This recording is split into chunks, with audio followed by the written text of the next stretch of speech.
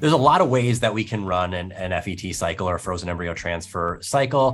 One example and a common way to do it would just be to start a short course of birth control pills, which logistically gives us control over when we start the process, when we do the transfer. Often you'll stop the birth control pills, come in for a baseline ultrasound, evaluate the uterus, the ovaries, just make sure that everything is quiet at baseline. That'll give us the okay to start hormone preparation of the uterus, which can take a number of different forms. There's another ultrasound roughly 2 weeks after starting estrogen, assuming that it has all of the appropriate features, thickness that we would like it to. We start progesterone replacement and then schedule the transfer 5 days after starting that progesterone replacement. On the day of your FET, we get started on our embryo grades and our embryo thaw. The lab will warm those embryos and take an initial assessment, and we can relatively quickly make our initial determination if that thaw was successful.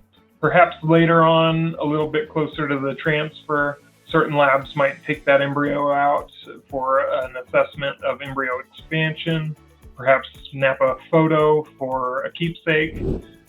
Embryos are occasionally regraded after the thaw.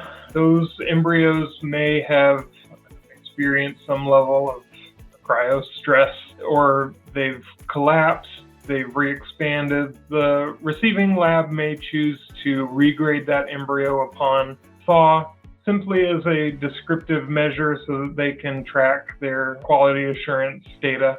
In general, the embryo grades should match from the freeze to the thaw. I'd say the only one exception to that may be if it's a PGT embryo or it was a hatching embryo.